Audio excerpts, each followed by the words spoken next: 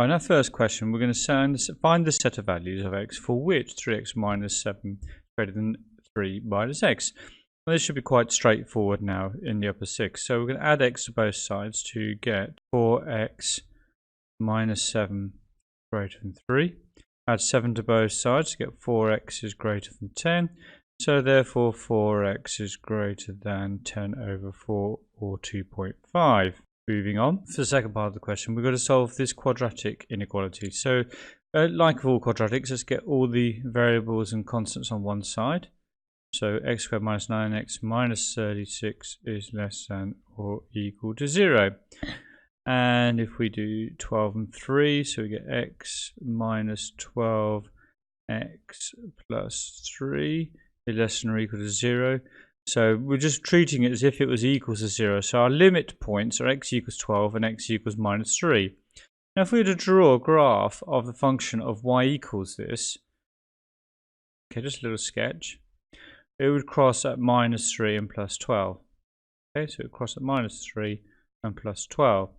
And if we're doing y equals that, then we want to work out whether y values are less than 0. That will be between 3 and minus 12. So therefore, our x is going to be greater than or equal to minus 3 and less than or equal to 12. So hence we want to find the set of values for which x for which both of these expressions is true. So we're going to look at where both of these are true. So we want to look at where x is both greater than 2.5 and also between minus 3 and less 12. Well, it's got to be bigger than 2.5 and it's got to be less than or equal to 12. So therefore x will be bigger than 2.5 and less than or equal to 12. We draw that on a number line. There's minus 3. Here's our 2.5. And here is 12. As you can imagine, the green line being this condition here, so from minus 3 to 12, and the yellow line being this condition here, where they both overlap, you can see, is between 2.5 and 12. So we're going to try and prove that this is equivalent to this. Now, I always reckon you should start with the complicated side. Now, remember in proofs, you take one side and you turn it into the other. So if you take the left-hand side, we're going to try and turn it into the right-hand side. It's much easier to add these fractions and cancel it all down to get this, than it is to try and split this up into these things. So what we're going to do is we're going to times top and bottom of the left-hand function by cos x. So as and the top and bottom of the right-hand function by 1 plus sin x to get the same denominator. So let's times top and bottom of this by 1 plus sin x. We end up squaring that. All over 1 plus sin x cos x. And that's going to be equivalent to cos squared x plus, square this, we get sin squared x plus 2 sin x plus 1, all over 1 plus sin x cos x. So this bit here is equal to 1. Cos squared plus sine squared is equal to 1. So we get 1 plus 1 is 2. So we get 2 plus 2 sine x on the top over 1 plus sine x. Now, a lot of my students didn't seem to spot that there was a factor on the top that's exactly the same as 1 plus sine x if you take out the factor of 2. So if we take out a factor of 2, we get 1 plus sine x on the top and a 1 plus sine x on the bottom, which can be cancelled. So that cancels that to just leave 2 over cos x, and 2 over cos x is just the same as 2 sec x, which shows we have proved our identity. Right, in this next question, there's a bit of a typo in this question. So in this equation, we've got k as a constant, and we want to show that k satisfies this. Now this is an interesting point here because we haven't been told anything about the discriminant, about how many solutions. Now this is only going to be true if there's two distinct solutions. I'll show you why. Because the discriminant, b squared minus 4ac, is greater than 0 when you have two distinct solutions, and it's not been said in this question. So therefore, if this is true, okay, if you have this situation where you've got two distinct solutions, this b squared minus 4ac will be true. So you get 4 squared minus 4 times by k times by c times 5 minus k is greater than 0. And we get 16 minus 20k minus plus even 4k squared is greater than 0. So we divide throughout by 4. We're going to get 4 minus 5k plus k squared is greater than 0. And we've just shown that this is true. But remember, there was one piece of information that needed to be said in this question to make sure that this is true. So do bear that in mind on this question. Normally it would tell you that piece of information. And we'd find all the possible set of values of k for where this is true. So if we factorize this, we will get k minus 4k minus 1 must be greater than 0. Now if we think about where it equals 0, like I said in the earlier question, always draw a little sketch on these. We're going to have it equal to 0 at k equals 1 and k equals 4. So if we had y equals k and k is the x-axis, we could draw this graph of this where that is 1 and that is 4. And we want to know where it's bigger than 0. So it's bigger than 0 if we had this function between here and here. So our answer to this being bigger than 0 is when k is less than 1 or k is greater than 4. And it's important you create an or statement of some kind. There are bracketing methods to do this that will also be okay as well. But in general, you're perfectly fine on the A-level course doing just this. Right, given the sine x equals 2/7 and it's between 90 and 270, show that cos x is minus 3 root 5 over 7. Well, if we just imagine that, well, because we've got x is between 90 and 270, we need to get a relationship between sine and cos. It wouldn't really be good enough to do the right angle triangle because it's between 90 and 270. So what is our relationship between cos and sine that we could use? Well, we could use the cos squared x plus sine squared x equals 1. So we know that cos squared x plus, in this case, 2/7 squared is equal to 1. So cos squared x will equal, that's 4 over 49. Taking that away from 1 will leave me 45 over 40.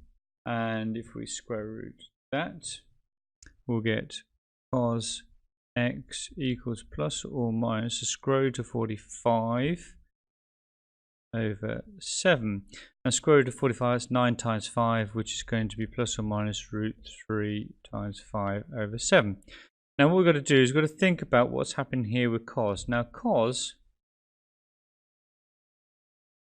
between 90 and 270 is negative. So our answer is going to be minus 3 root 5 over 7, not plus 3 root 5 over 7. You may have learnt this cast diagram, and again this shows that cos is negative in this quadrant and this quadrant, and it's positive in this quadrant and this quadrant, because they're all of the functions are positive here, sine, cos and tan, and cos is positive here, and this is where it's negative. So that's the other way you could have remembered that it's going to be minus 3 root 5 over 7. Right, we're told in this question that sine 30 equals a half, sine 45 equals cos 45 is root 2 over 2, and cos 30 equals root 3 over 2. You're expected actually to know these off by heart anyway.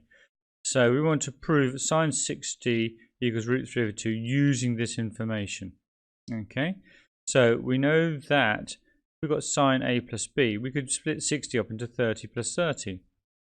We've got sine of 30 plus 30 is equal to sine of 30 cos of 30 plus cos of 30 sine of 30, which is equal to 2 sine 30 cos 30.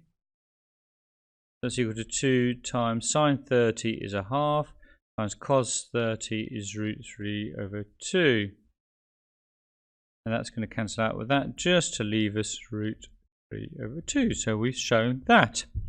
Sine 75, well, that's the same as sine of 30 plus 45. So we get sine of 30 plus cos of 45 plus cos of 30 times sine of 45. Sine of 30 is a half. And, sorry, it's not a plus there. Get rid of that, it's times that. Sorry about that. Sine of 30 is a half. Cos of 45 is root 2 over 2. Plus cos of 30 is root 3 over 2. Sine of 45 is also root 2 over 2. So effectively, we're going to get all these things over a quarter. And then we're going to get root 2 plus root 6. Which can't be added together in any easy way. So that is our final answer. Okay, we're going to find the gradient function of the following curves. Now, if you just remember the chain rule, hopefully you've got to the stage where you can do it in your head, where you differentiate the inside function and times by the derivative of the outside function.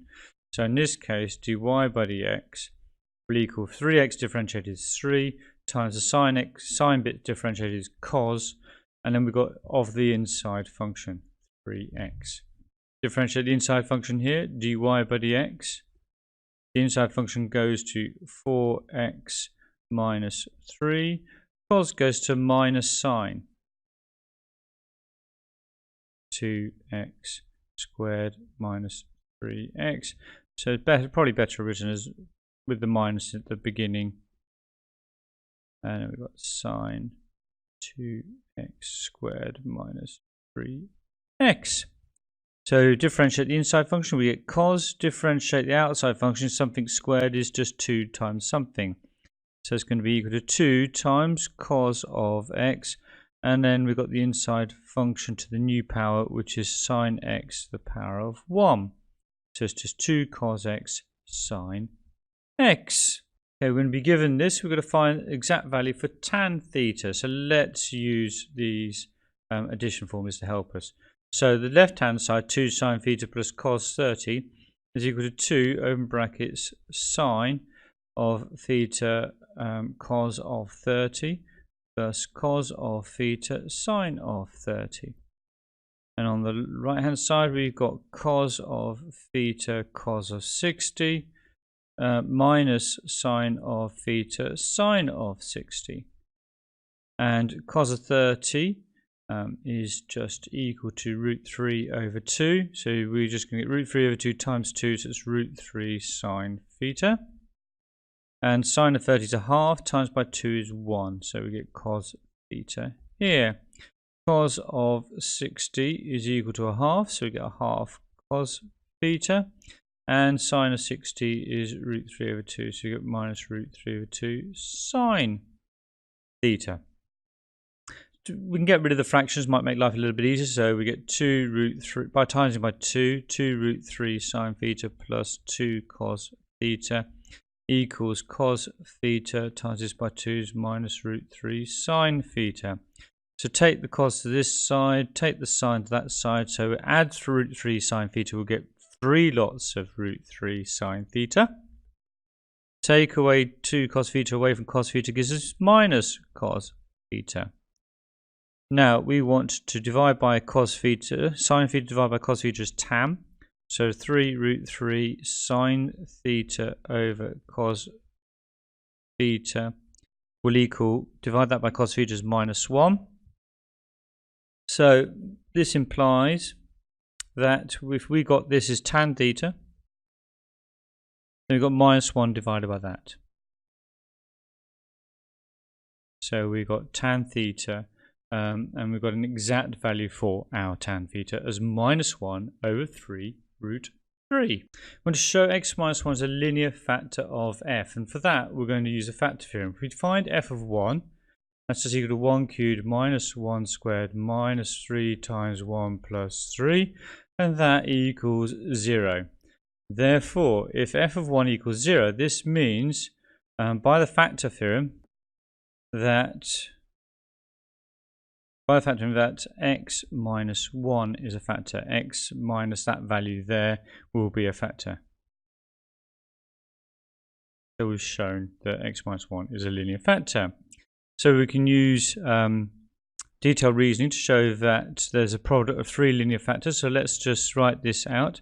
So we get x cubed minus x squared minus 3x plus 3.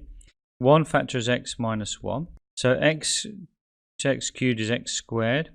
And we know that minus 1 times something is 3. So we get minus 3 here. So if we multiply this out, we get minus 1 times x squared. Well, it gives me that minus x squared, so that's okay. And if we do x times this minus 3, you get that minus 3x.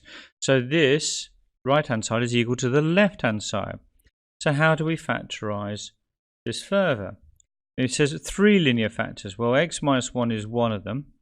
And we can factorize this as x minus root 3 and x plus root 3 as the other linear factor.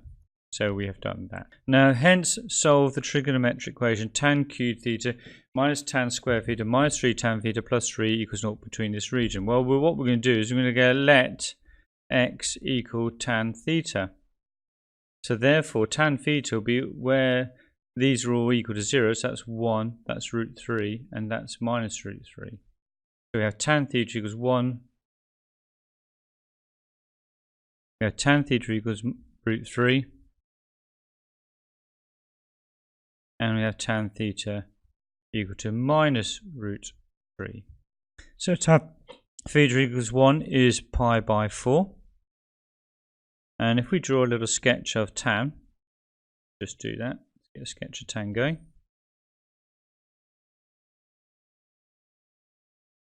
Okay, and we're doing between the region from 0 to 2 pi. There's 2 pi. We can see the next time that we get pi by 4 is going to be pi plus pi by 4, so that will give me 5 pi by 4 from that one. Tan theta equals root 3, e equals root 3 back here, which is at pi by 3. You need to know these off by heart. So the next one will be pi plus pi by 3, so that will give me 4 pi by 3.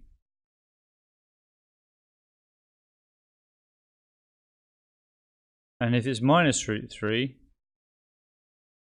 then it's going to be at minus pi by 3 here. And that happens over here at pi minus root 3. So that's going to be pi minus root 3 is 2 pi by 3. And at 2 pi minus root 3, going back here, we get all these values here. We take off pi by 3 off 2 pi. That's going to give me 5 pi by 3.